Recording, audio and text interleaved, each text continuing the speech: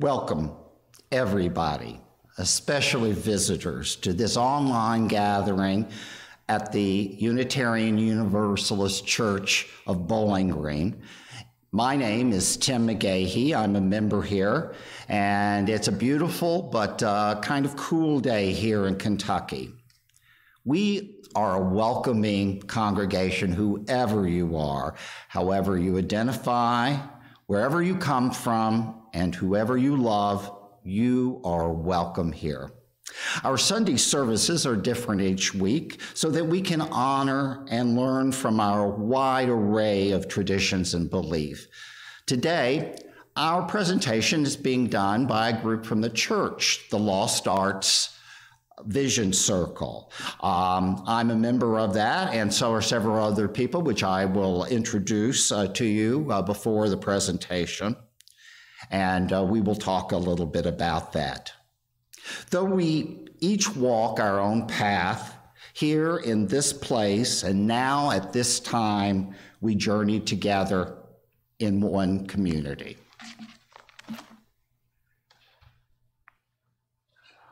What? Oh.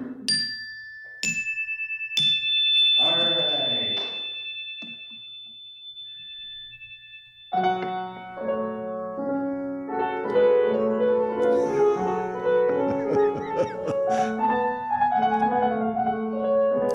I got you.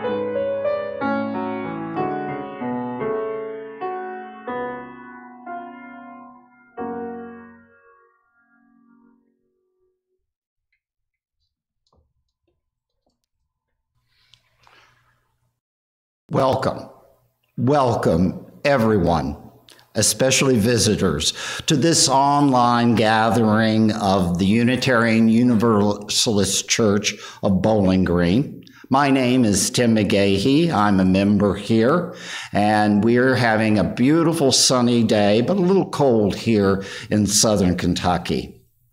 We are a welcoming congregation, whoever you are, however you identify, wherever you come from, and whoever you love, you are welcome here. Our Sunday services are different each week so that we can honor and learn from a wide array of traditions and beliefs. This Sunday, our presentation is going to be a little different in that it's being done from the Lost Arts Vision Circle. This is a group here at the Unitarian Church, and I will make a little more formal introduction of them before the presentation. Though we each walk our own path here in this place, and now at this time, we journey together as one community. For Unitarian Universalists, the flaming chalice is a symbol of the light, of learning, and the love of our community. This morning, our chalice will be lit by Jeffrey Strong.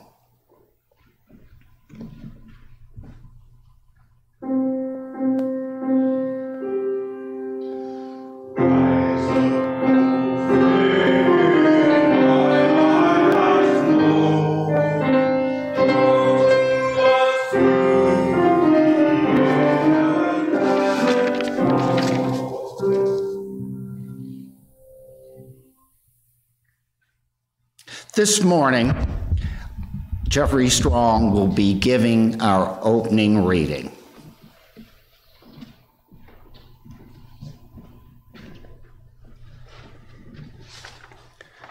By Paul Durrell, Drive.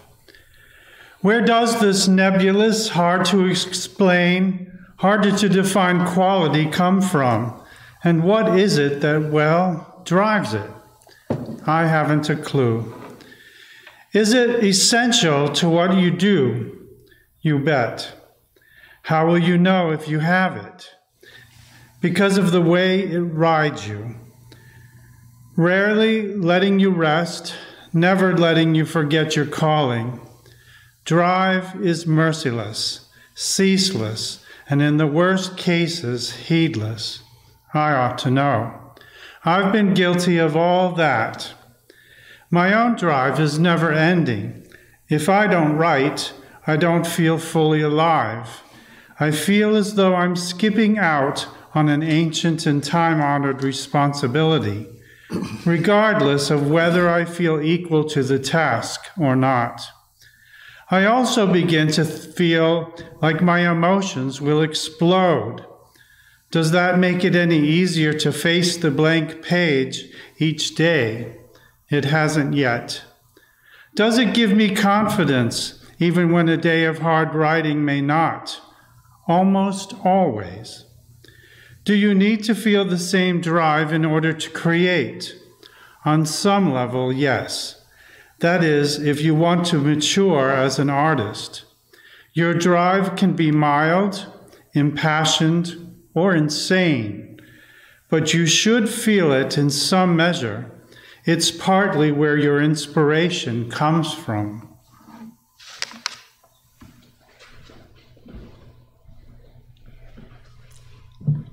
This morning, hymn number 1053 in this songbook, if anybody's following at home, it is going to be sung. The name of the hymn is How Can Anyone?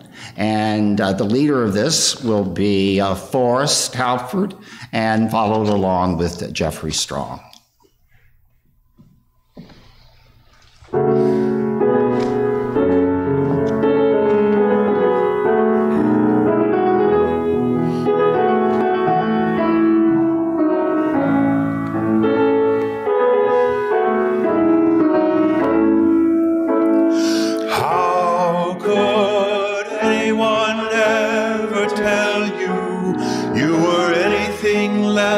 than beautiful. How could anyone ever tell you you were less than whole? How could anyone fail to notice that your loving is a miracle? How deeply you're connected to my soul. How could anyone ever tell you you were anything less than beautiful? How could anyone ever tell you you were less than whole? How could anyone fail to notice that your loving is a miracle? How deeply you're connected to my soul.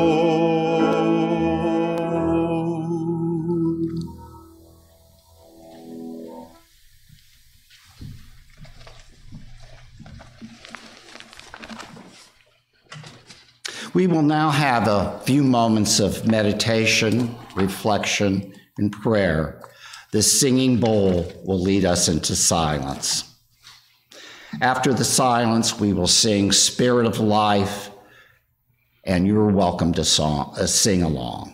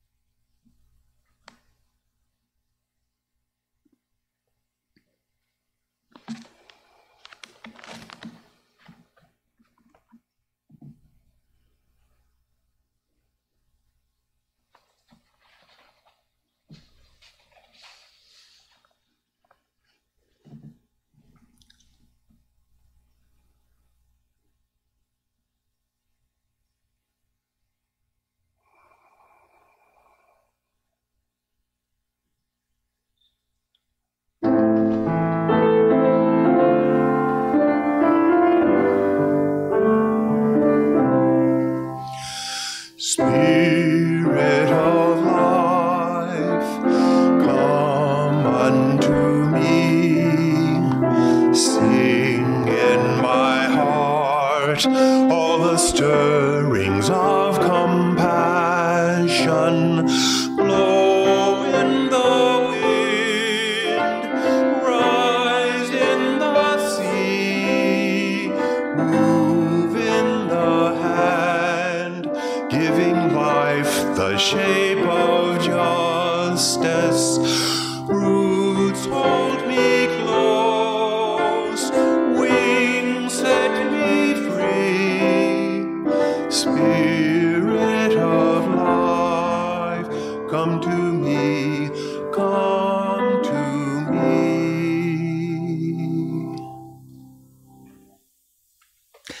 Our community is strengthened by sharing our lives and our thoughts and our feelings with each other. If you have a significant joy or sorrow or a gratitude to share, or you would like to introduce yourself, please type it in the chat box. You can also share it at any time during the week by sending an email to caring@uubgky.org. Our community is also strengthened by sharing our resources. This place and the work that we do is supported by the voluntary generosity of all who contribute. The offering is a sacrament of the free church. The offering will now be given and received in grateful appreciation of our shared hopes and values. While we listen to the offertory music, we invite you to go to the website shown on the screen and donate there, or to write a check and prepare it for mailing.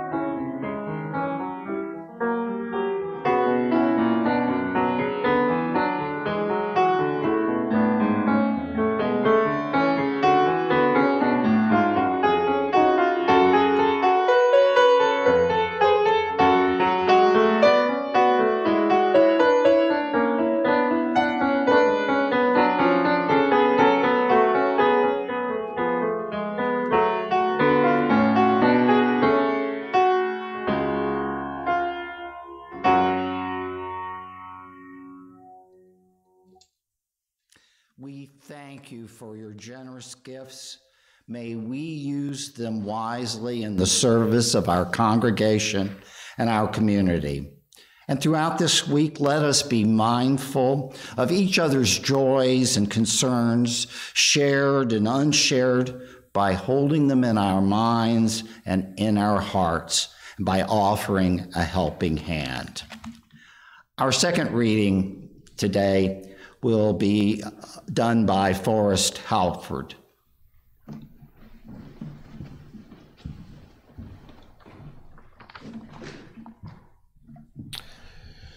We are accustomed to understanding art to be only what we hear and see in theaters, concerts, and exhibitions, together with buildings, statues, poems, and novels. But all this is but the smallest part of the art by which we communicate with each other in life. All human life is filled with works of art of every kind, from cradle song, jest, mimicry, the ornamentation of houses, dress, and utensils, up to church services, buildings, monuments, and triumphal processions. It is all artistic activity, so that by art, in the limited sense of the word, we do not mean all human activity transmitting feelings, but only that part which we, for some reason, select from it and to which we attach special importance. Leo Tolstoy.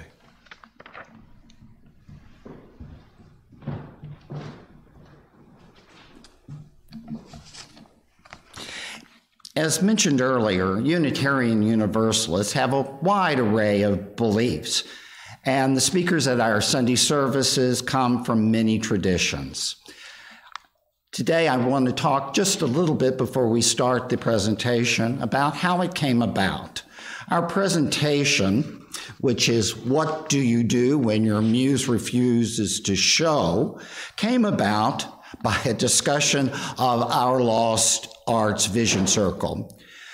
We named this title because our group contains two professional artists, one a musician and the other a painter. The other two of us have been involved with arts as amateurs for most of our lives. The Vision Circle is basically a Chalice circle, which is designed to let church members and friends work together, maybe in a book club, maybe in a fundraiser, or just a coffee clash. The Vision Circle was originally set up to engage its members to help the church by working on its behalf for the betterment of the community or the church. The Lost Arts group is made up of myself, Forrest Halford, our pianist who just spoke. The other two members are Connie Erickson, our professional painter and portrait artist, and Sharon Crawford, a wonderful quilter. Now, it's not surprising that Forrest and I are here today, as we are the hammiest of the group. Forrest brought up the suggestion for our presentation in a meeting that we do a talk for our Sunday services. Immediately, I was right in there joining with it, and I envisioned a multimedia presentation. Sharon and Connie were a little bit more reticent, so we had to convince them. Through our charm and our guile, we finally did convince them that we could do a joint presentation. Thus, this presentation today came together. So let me introduce today's talk, which we each contributed to. As we recognize the importance of art in our lives, we want to explore how to keep inspiration coming, even when it is most reticent. So please join us for What Do You Do When Your Muse Refuses to Show?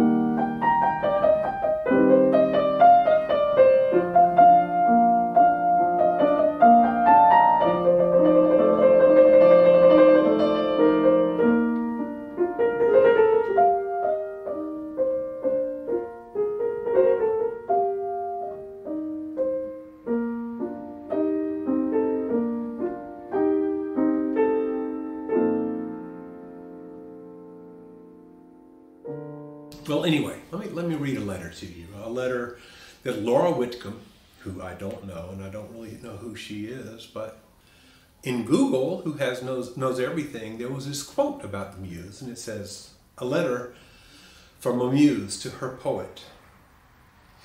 Dear sir, I was called away and couldn't bring you, but now I feel haunted. I know that sometimes you felt I was a part of you, and losing me would leave a hole in your heart. But that's not true. I like to pretend I was the core of your talent, but it wasn't me. Everything you do, the ideas you weave, the lines you write, the words you choose, it was always only you. So please forgive me. I'm sorry I didn't say goodbye." Well, muses. I think the idea of a muse is something that people who look at others with some sort of ability and they say, "Oh, well, that guy must have a muse." No. Because maybe a muse to me is just excitement, a first love, until you find out that your partner might not absolutely be the person in the world for you. Or the idea of a life in New York until you find out what New York is like, and maybe you don't like New York. But then the real work comes in, and it's just something that you have to do. You just have to do the work. You have to find something that you want to learn, like I really wanted to learn that fugue, and you have to pursue it. Something, and if that's work for you, oh, that's great. But if it's not work for you, if it's something where you can get lost, even better. But choose the worthwhile goal. And here's the kicker. You're going to have to be prepared to be really, really bad at that thing, this new thing. Or maybe it's a thing that you've done a little bit of, but you wanted to renew. You're going to be really bad at it. And as adults, we're just not used to being bad. People say that children learn skills quicker, and I think that's just not true. And there are a lot of studies now that are coming out that are kind of saying that no, adults learn just as well as children. One of the differences is that children expect to be bad. They know the process of learning because that's all they've been doing. And so you've got to learn something, I think, else. You've got to learn something that makes you happy. You've got to pick something, whether it's reading, gardening, music, singing. I watched a YouTube video about a young lady who learned to dance, and she was just really, really, really bad at the beginning. But yeah, she taught herself to dance pretty well. And here's something that you should do. Why you should play, why you should write, why you should paint. These things, I believe, help you grow. And we need it. We need it. Especially now, especially at this time in the world. We need this. So, I hope you enjoy this little glimpse into my world, and I've enjoyed talking with you, and we'll see you soon.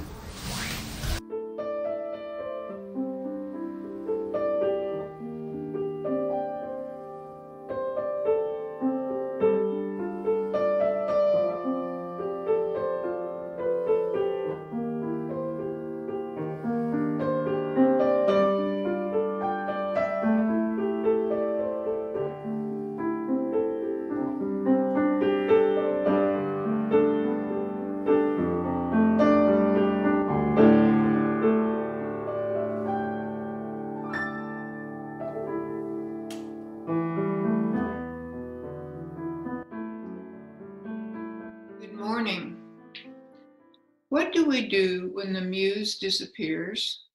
Or to put it another way, how do we overcome blocks to our creative flow? In Greek mythology, there were 9 muses considered to be the protectors of the arts. I just found out my cat was named after one of them, the muse of epic poetry, named Calliope. But I would contend that we all have a muse, which is an inspiration or spark that moves us toward creativity. One might assume that only artists have muses, but I contend we're all creative. We are born that way. It's just part of being human. As children, we dance, sing, and draw, make believe, build, and dream uninhibited by yet learned restrictions. We naturally follow what Joseph Campbell called our bliss in his work called The Power of Myth. Family, society, culture, educational, spiritual institutions often put limits on what is expected or deemed appropriate, or we ourselves have feelings of lack or inadequacy that restrict the flow of creativity toward our bliss.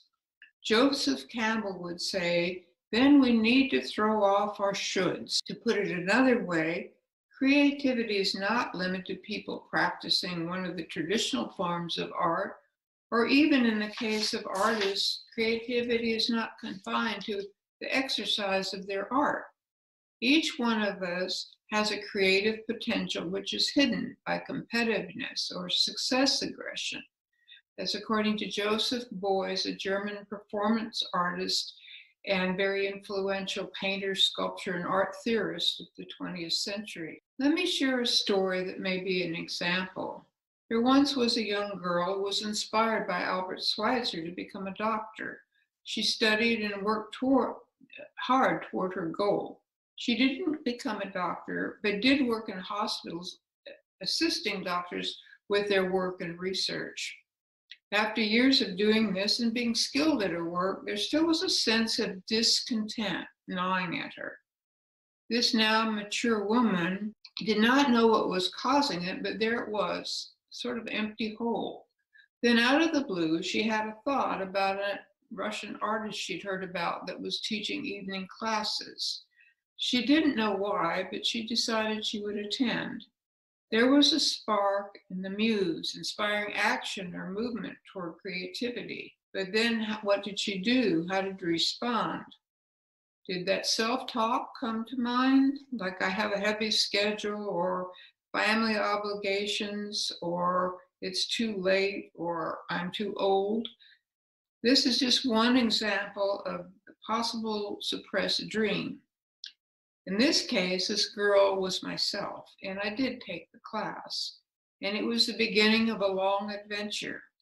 I followed my muse to become an artist, and many events, people, and places came along the way and opened up opportunities for me. As my mother reminded me later, it was very ironic that I had written in a book of master paintings and art about how I wanted to become a doctor. So both were early dreams of mine. I was lucky to have found my bliss or a second bliss. And how do I keep that spark going? Or how do you keep it going? How do we nurture and sustain and grow it? One of the many ways were suggestions in this book, The Artist's Way by Julia Cameron. It came out of her work teaching workshops on creativity. It's a course of discovering or rediscovering your creative self. It's a course of 12 weeks of exercises. These exercises, in a way, reboot you back to your inner, uninhibited, spontaneous creative self, like you were as a child. Most of the exercises are fun activities. The two main ones are morning pages and the artist's day. The morning pages are writing 3 pages of stream of consciousness right first thing in the morning. It's only for you, and the purpose is to dump all that stuff rattling around in your head before you begin your day. It can be anything. It's like meditation. You allow the thoughts to come. You don't judge them. You just write them down. The artist's day is about setting aside and committing to 2 hours a week to nurture your creative consciousness by going on a personal date or excursion. It's a play date you put on your calendar and you do. It may sound silly or selfish, but the inner artist needs to be pampered and heard. According to Sean Encore, CEO of Good Think, in his TED Talk, one can train the brain to be happy by regular habits of practicing gratitude, exercise, meditation, and being around positive, supportive peers. A state of happiness is a great springboard for creativity. One loops back on the other, increasing both. As Carl Jung said, the creation of something new is not accomplished by the intellect, but by the play instinct acting upon inner necessity. The creative mind plays with the objects it loves. I believe when we say the muse has gone, we have abandoned our commitment to devote time to play or to practice with the objects that we love, or to follow our bliss. Perhaps our inner critic or other demands have pulled us away, but if we can be present in whatever is our creative space and begin, which I know is the hardest part, then the instinct for play will kick in. We can get into the flow or the zone. Each time may be different, but if we show up, then serendipity can happen. Unexpected ideas, perceptions, meetings, events, and people can cross our path, and our bliss and our lives become creatively joyful. And I'll end with this, which is something that Kurt Vonnegut wrote to a high school English class. Practice any art. Music, singing, dancing, acting, drawing, painting, sculpting, poetry, fiction, essays, reportage, no matter how well or how badly, not to get money and fame, but to experience becoming, to find out what's inside of you, to make your soul grow. Seriously, I mean, start right now. Do art, do it for the rest of your lives. Draw funny or nice pictures of Miss Lockwood. Give it to her. Dance home after school. Sing in the shower, and on and on. Make a face in your mashed potatoes. Pretend you're Count Dracula. Here's the assignment for tonight. Write a 6-line poem about anything in rhyme. Make it as good as possible. And don't tell anyone, not anyone, about it. Tear it up in teeny-weeny pieces. Discard them widely in separate trash receptacles. You will find you have already been gloriously rewarded for your poem. You have experienced becoming, learned a lot about what's inside of you, and you have made your soul grow. God bless you all, and thank you for listening to me.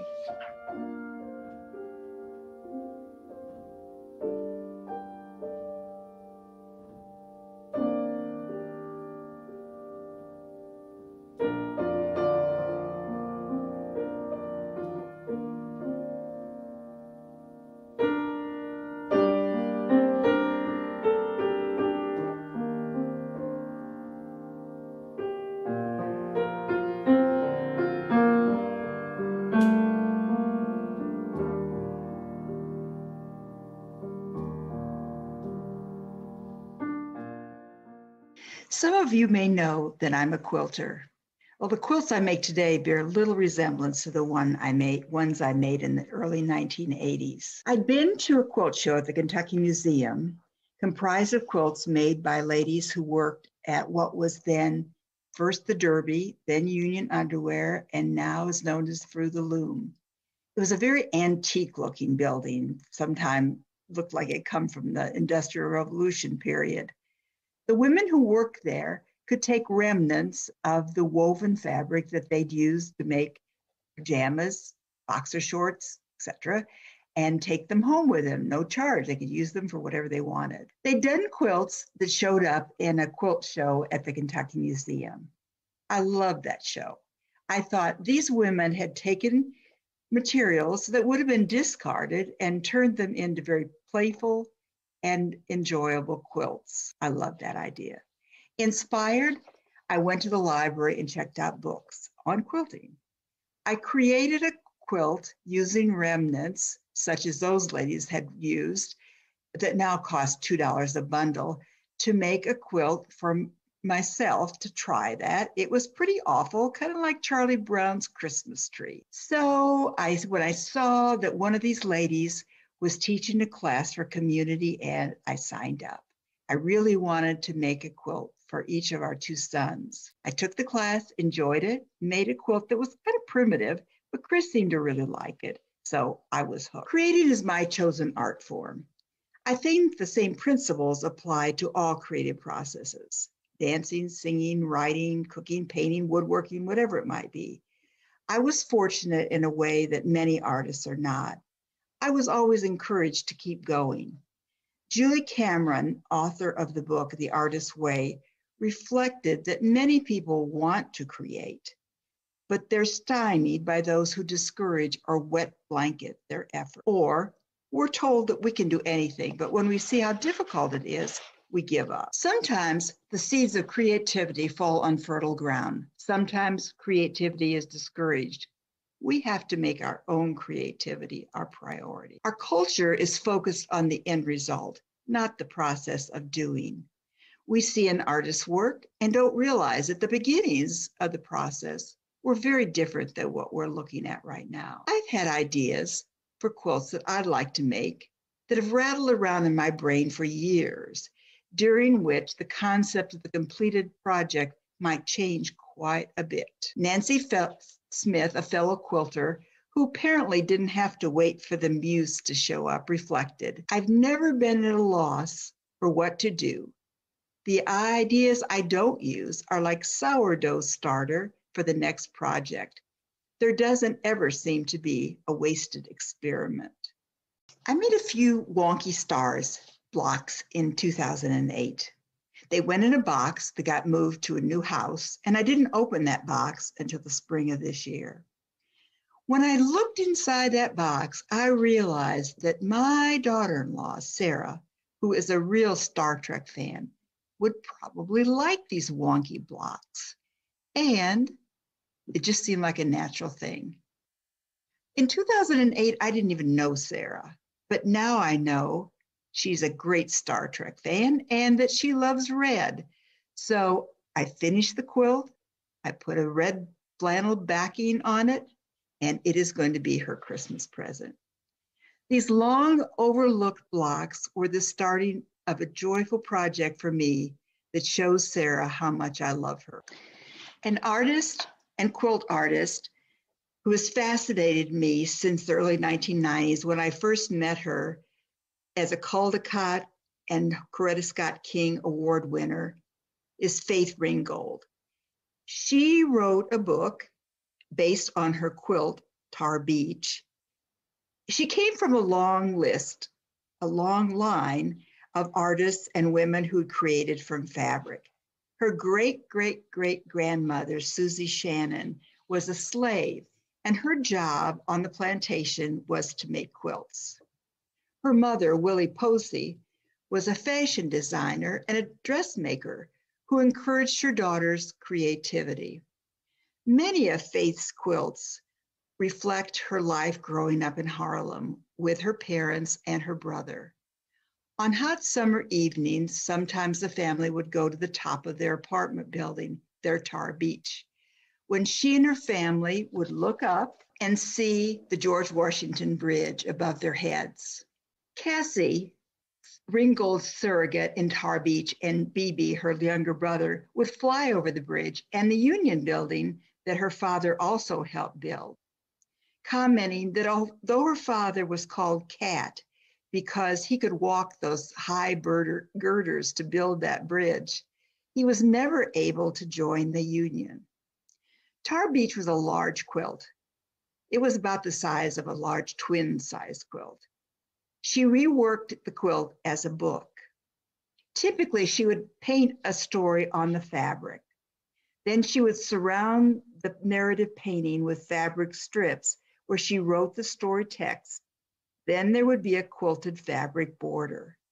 She made story quilts as large as her street story quilt, which is 90 by 144 inches, about the size of a good-sized king-and-a-half size quilt. In her quilts, many of her characters fly. Flying to freedom was a metaphor for slaves escaping to freedom. Anne Harriet's Underground Railroad in the Sky is an equal favorite of mine. Cassie and Bebe are flying around when they came upon an old train flying nearby. The small woman in the conductor's uniform with a red and white striped skirt is Harriet Tubman. Through the book, Harriet reassures Cassie that her brother, who had gotten on the train without her, will be safe as Harriet teaches Cassie about the Underground Railroad. Everyone has ability to create. I like Alan Alda's take on it. He said, "Be brave enough to live creatively. The creative is where no one else has ever been."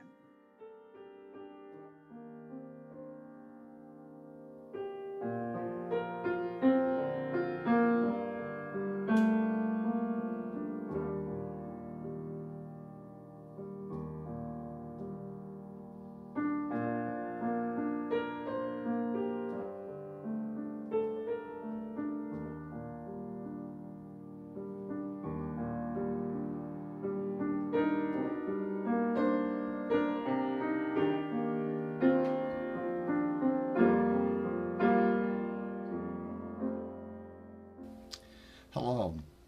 My fellow compatriots, being creative types, have covered well ideas to get the muse to knock at their door. Out against inspiration when inspiration doesn't come. I'd like to address a different situation. I want to talk about when inspiration comes knocking, but you won't answer the door. That poor muse has a pocket full of ideas and is pounding on the door, but you can't bother to get up off the couch because if you do, you're going to spill the cookie crumbs all over the place, and then you'll have to vacuum, and you want to do that because it'll then be the only clean place in the room, and you'll make everything look extra messy, and you're going to feel really guilty about that. Besides, you don't want to miss the 14th rerun of The Nanny. This is the one where the nanny finagles Mr. Sheffield to take her out to dinner for a date. Very funny. You loved it the other few times that you saw it, and you don't want to miss that one. But I guess I'm exaggerating because I know it's really only the 11th time that you saw that. But you catch my drift. We are living through extraordinary times. Our economic stability is rocky. Jobs are disappearing and businesses are closing. We see events in our political lives that make us think that we are living in the upside down world. We are living with an active virus that if it doesn't kill us, it just brings to us and our family and friends misery and dire repercussions for years to come. Every time we go out the door, we potentially encounter a lethal opponent who is just waiting to infect us and our kith and kin.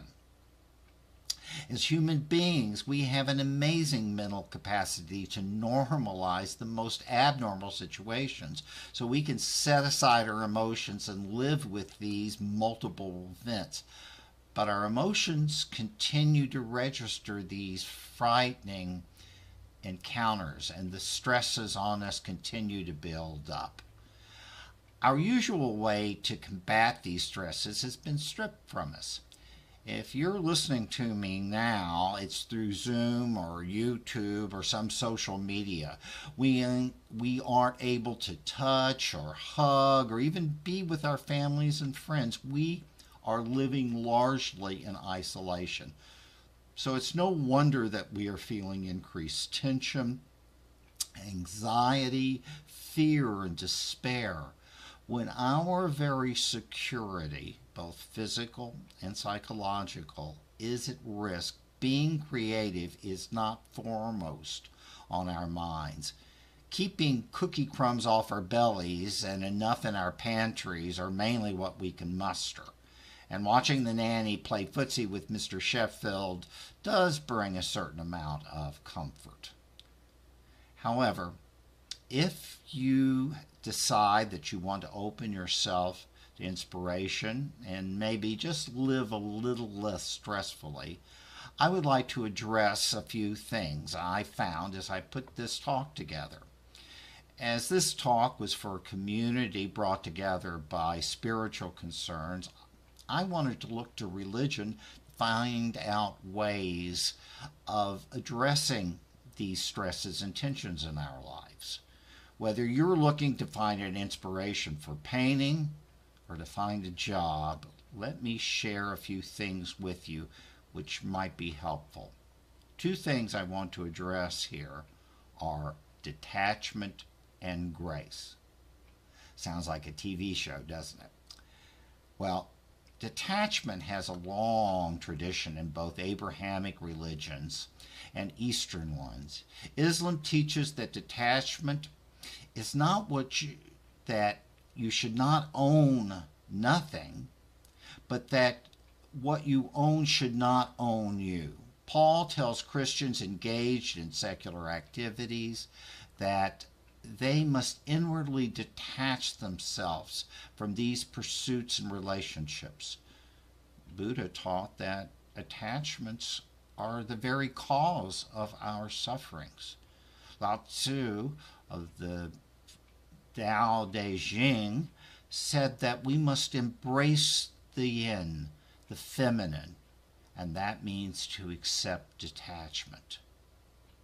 For our purposes of helping us to deal with the stress of our current life, I don't think we have to enter a monastery or go live in a cave high on a mountain. We do need to remove ourselves from ourselves. We need to detach from our immediate situation and look at ourselves as though we were someone else. I think there's an implicit paradox here in that we often need to be very in touch with our emotions to remove the fear and shame that they can bring to us. We do this by looking at ourselves as though we were outside of ourselves, that we were as another. This is a task that I think is often difficult for men, in our culture at least, to accomplish, for often we don't have the vocabulary to delineate our feelings. Fear and shame are not what many men want to face. We don't have to look further than the leader of our country to know that. But being in touch with our emotional life, we can begin to look at ourselves as we look at others, especially our friends and our family, people that we love. By accepting ourselves as we accept others, we increase our abilities to accept our powerlessness and our limitations. We can understand what power we do or don't have in a situation. We're so often less judgmental and more accepting of our friends than we might be with ourselves. By gaining emotional distance, by detaching from the immediacy of ourselves, we allow ourselves to accept our fears and imperfections. We become like good mothers who watch over their children to keep them from harming themselves, but who also allow them to explore the world and work out their conflicts and their problems with others by themselves. Often we can accept all part of ourselves, even the things we don't like about ourselves, and we can become open to ideas and inspirations that can help guide us. By freeing ourselves, we can find ourselves to become freer and more creative, and the muse can come. A second thing I believe can be helpful is grace.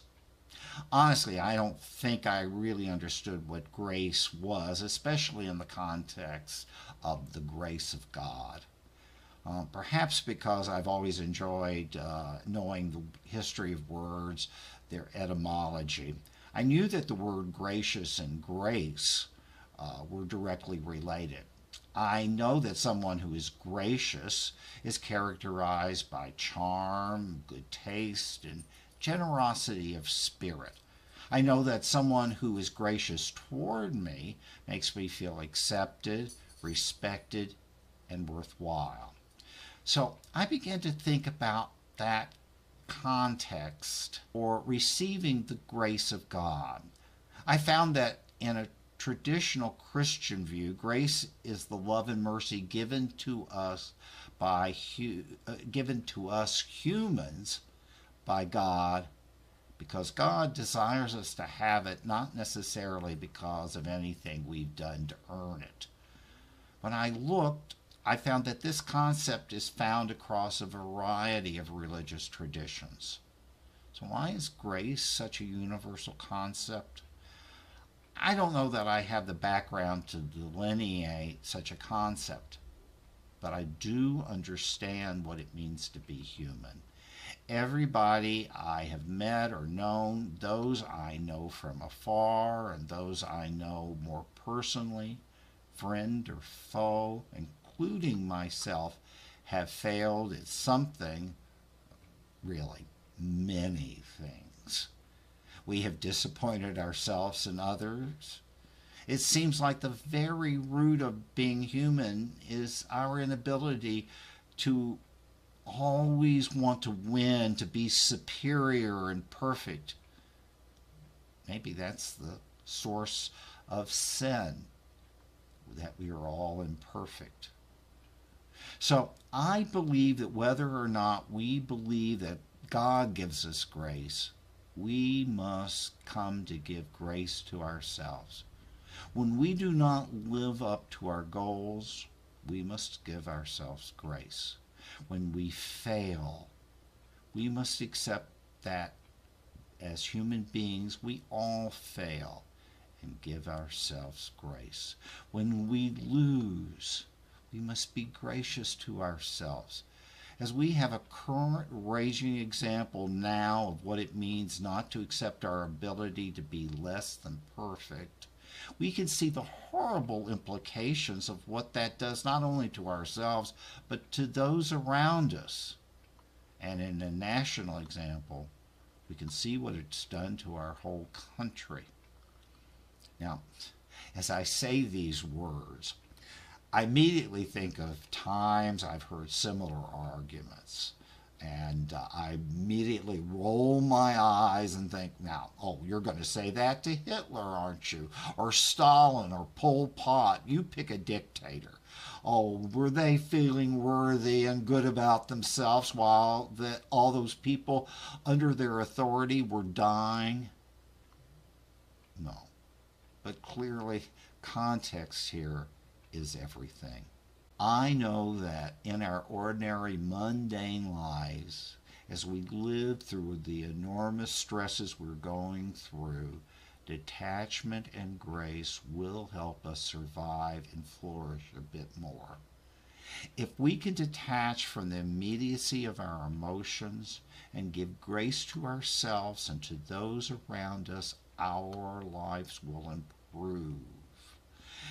If we find kindness toward ourselves, we can give kindness to others, and that will be an enormous balm to us all. And I think it might just be helpful enough to let us stand up from that crumb-coated couch, dust those cookie crumbs off, turn off the TV because you know that rerun of The Nanny's going to be on tomorrow, and answer that door to the insistent knocking. And remember, when you answer that door, that muse could use a little grace too. Namaste.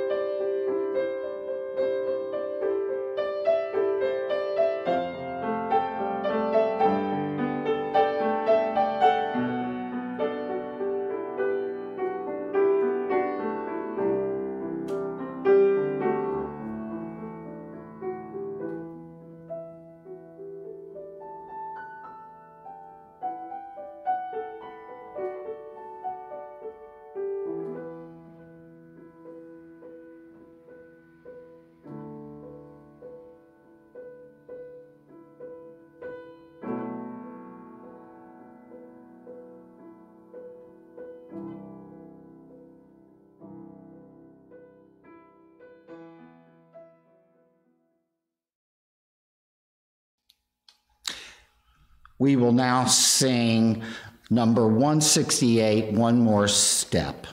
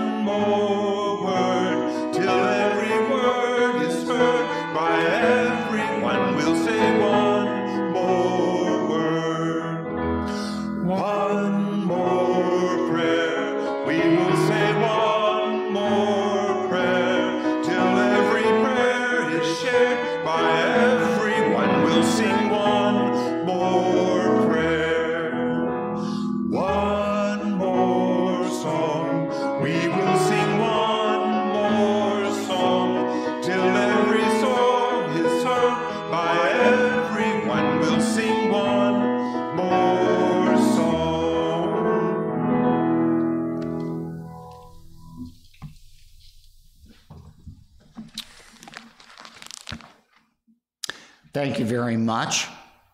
And I want to thank the church for letting us give our presentation. We're sorry that we went a little long today, but we hope that you at least enjoyed our dancing goddesses. If you have any news, you have any questions about membership, please be happy. Check out our community news by reading our Sunday bulletin, the monthly newsletter, and the weekly email updates. And you can also visit us on our website and our Facebook page, which are always available. This morning, I'd like to do the final reading. It is entitled Kindergarten Open House, Observing Art. It's a poem by Neil Carpathios. This must be what hell is like, to be the man drawn by the child, not yet dexterous enough to keep his insides within the lines. One of his eyes float like a pesky fly above his head, and his smile starts below his nose but crosses the border of his face, reaching into space. He looks like he was drawn on the run, blurred by the wind, or suffers radiation from a drop bomb, his body scrambled. The blue of his shirt is liquid leaking to the left and right of him, at least obscuring his inner organs, surely painfully dislodged. Maybe he's the perfect drawing of a man in love. All his inside's gooey mess. Maybe we can't see off to the side, outside the frame, the similarly blurred woman telling him he's loved back. Maybe the child who drew this is a genius. This must be what heaven is, to be stuck this way forever before the picture starts to focus. We shall now extinguish the chalice. As our gathering ends, we will extinguish the flame in our chalice, but not the light of truth, the warmth of community, or the fire of commitment. These we shall carry in our hearts wherever we go.